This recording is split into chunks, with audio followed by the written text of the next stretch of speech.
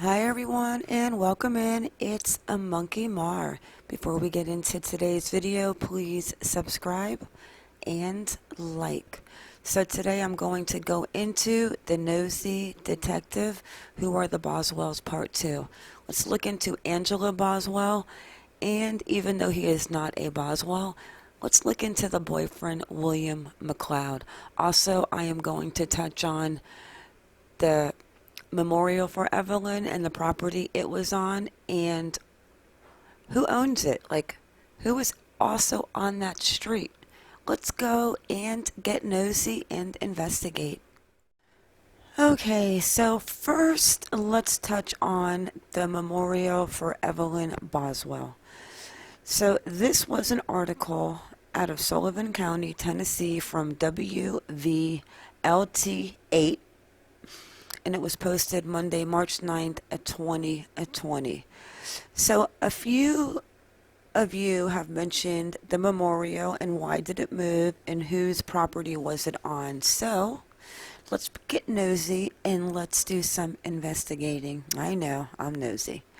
So a memorial was set up for 15-month-old Evelyn Boswell. Was moved due to a complaint from the property owner, WJHL reported.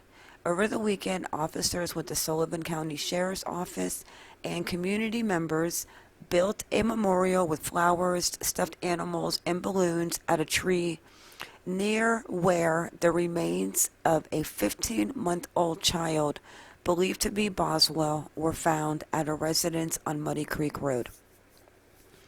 WJHL reported that the memorial was moved after it spread onto a neighbor's property. Very strange, because I'm going to show you. The memorial's organizer, Linda Hooker, told WJHL that organizers were able to move it with the help of some local officers. The gentleman that lives in the house over here beside us decided he didn't want it on his property. So the group that was here this morning, along with some officers, had to move it. That really does not make any sense, and I'm going to show you why I'm confused, and then you tell me if you're confused or help me from being confused. Hooker said the pastor of a nearby church let people move the memorial to a shed near the church's property. He was nice enough to let us move it to the shelter for a few more days so everybody could try to get a little closure on this, Hooker said. I started this the night the news broke at the tree here. Very interesting. So let's go and see where the property is, where the memorial was, and why it had to move, because I'm confused. To me, it looks like the Boswell property. Let's have a look. Okay, so a few of you left comments asking me about the memorial and where it was and why it moved and so forth. So from what I have found out, and I still want to look into who the organizer was, Linda Hooker, because of the way she worded things in the interview that she said. But I'm going to put the side-by-side pictures up, and I'm going to show you exactly where I think and what's going on. So, the 500 block of Muddy Creek Road, and we know the paving business, Tommy Jr., a lot of them have this address. Junior owns it. Junior owns a few things. But anyways, so the memorial was moved, and it was moved to a nearby church. Okay. Let me go down the road. Excuse me. Get out of my way. Beep, beep. I'm only kidding. Let me go down the road a little bit. Okay. It is, the season's different. The trees are a little fuller. But this house back here, do you see this house? Okay. And also, I don't know if I can see the fence. The fence might be new, considering this is a view from 2012. So this is the church. Okay. This is the little, like, the shed that's opened where the flowers are. Down here is the water, even though you can't see the water from here. But this is the house. Let me show you something else, okay? Let's go down a little bit. And then let's see if we can peek through the bushes. But if you pull it on an angle and you look right here, because they're actually taking the picture from around here and they're coming into the church this way. But the creek or the water is down here, and you can actually see the underpass under the road through the creek right through here. So at the end of this road, I see two mailboxes. I checked this mailbox out, and it is down the road on the right. So, the church, the property, where they were searching, or supposedly where the memorial was set up in the beginning, was right through this area. I can't be exact, but across the street. There's one street to cross, and it's honestly a driveway. Another thing is that's different is this is the little barn red building, which I'm going to show you on the side-by-side comparison, and that is the house. Back here, from what I'm thinking now, is Tommy and Sons paving. So, if this is where the church is, right here, this is where the Boswells property is, and across the road from the church, here's the road through here, supposedly, I don't know exactly, where Evelyn's remains were found. Who's the neighbor? I am not understanding. So I am going to look into the Karen Hooker and, Linda Hooker, because of what she says. And what got me was the memorial was moved. The organizer, Linda Hooker, told WJHL they were able to move it. The gentleman that lives in the house over here beside us decided he didn't want it on his property. So, unless he lives in a tent in the woods, I am not too sure where the neighbor is, unless it's on the Boswell property. So, that's all I know about the memorial, where it was, where it is. So, let's get into Angela Boswell and William McCloud's, a little bit on their background and who they are. So before I get into Angela Boswell and William McCloud's arrest record, let me first say, earlier I said I was going to get a hold of Linda Hooker. She was the one that coordinated the memorial for Evelyn. So the search for 15-month-old Evelyn Mae Boswell ended in tragedy Friday with the discovery of what authorities believe to be the child's remains on property owned by her mother's family in Bluntville. The discovery apparently ends a 17-day search for the missing child, but it begins a new phase of investigation to find out how Evelyn died, why she died, and who put her remains in a yard barn on Muddy Creek Road. Little Evelyn, her pink little bow.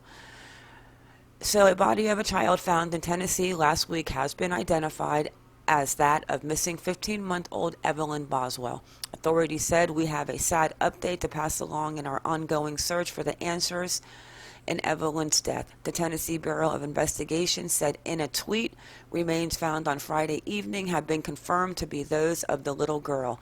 Children's clothing, diapers, and toys were also found with the body. A TBI agent said Monday at a bond hearing for Megan Boswell, Evelyn's mother, authorities have not released the cause of Evelyn's death yet. So we have got on top above us the map layout of 500 block of Muddy Creek, well down the Boswell Street. And as you can see, there are 4 houses and 3 mailboxes. So the Boswells have the house on the top left. The bottom left is the church. The top right is a mobile home, and that address is unknown. And then we've got the house on the bottom right where the family lives that are not related to the Boswells. So I could not figure out where Evelyn was found, so I actually got a hold of Linda Hooker, the one that put together the memorial for Evelyn, and here is our conversation. So I got a hold of Linda through Facebook because I'm nosy and I found her. And I asked her, I said, I'm curious why they moved Evelyn's memorial if that was on the Boswell's property. I know it's heartbreaking. I find it so weird. Linda said it was on the neighbor's property. So I came back and said, I'm so confused. I thought Boswell's had the property to 520 Muddy Creek. And that's across the street, the 520. And that's actually owned by Angela Boswell's family. So then I said to her, thanks, I'm a YouTube creator and just trying to figure out who the neighbor is. And she says, yes, there is also a neighbor who lives here too.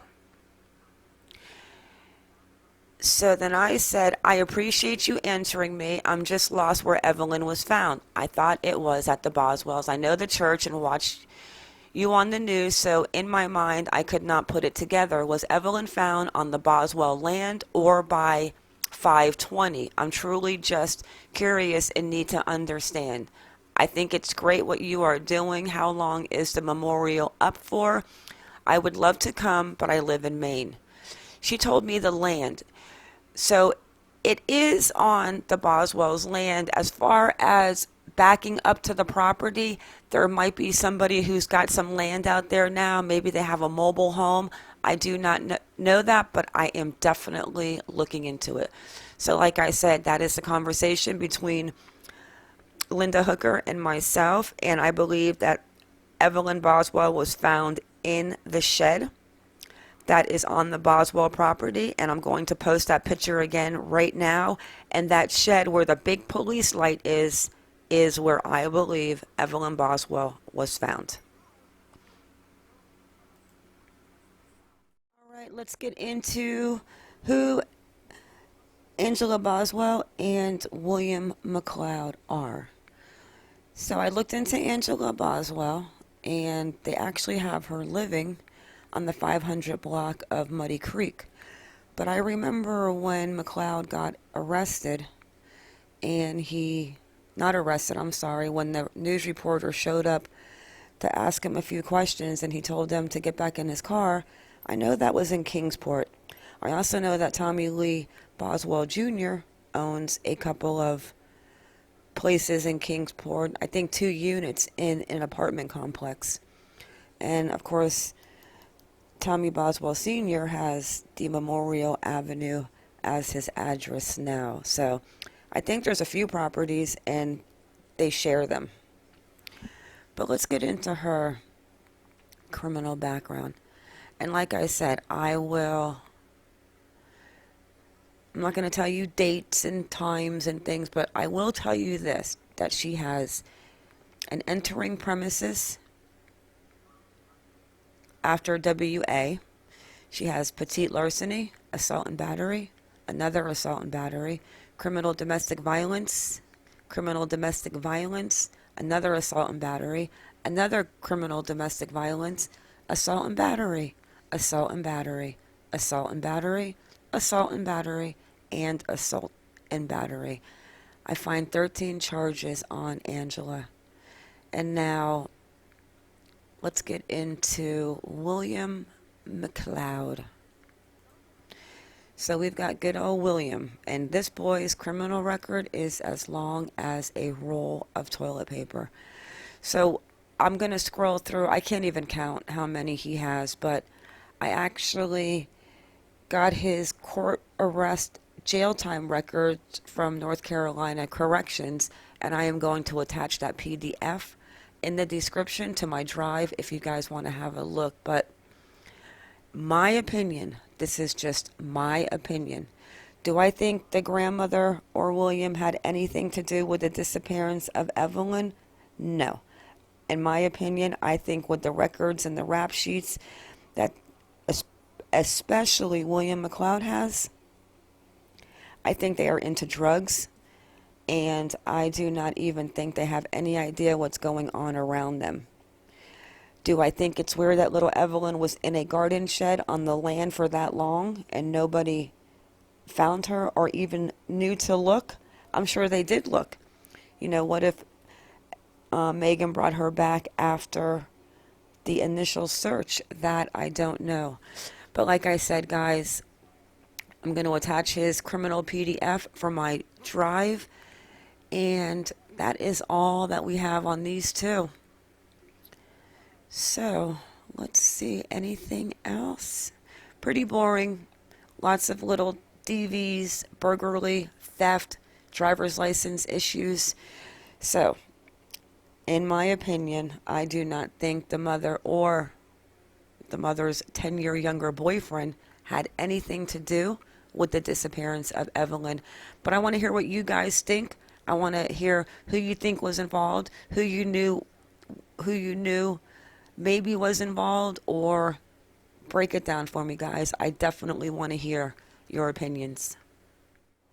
And Megan Boswell does not have any prior criminal history due to the fact probably she's only 18 years old and she was a juvenile just a year ago. So guys, with that, it is a wrap. I want to thank you all for coming in. Thank you for watching. Please like or dislike, whichever you prefer, and subscribe. Everyone have a great day or night, and stay vigilant. And also, real quick, I will definitely keep you posted on these two, Angela Boswell and William McCloud. They are due back in court at the end of this month, so we'll see where that goes. Until next time, guys.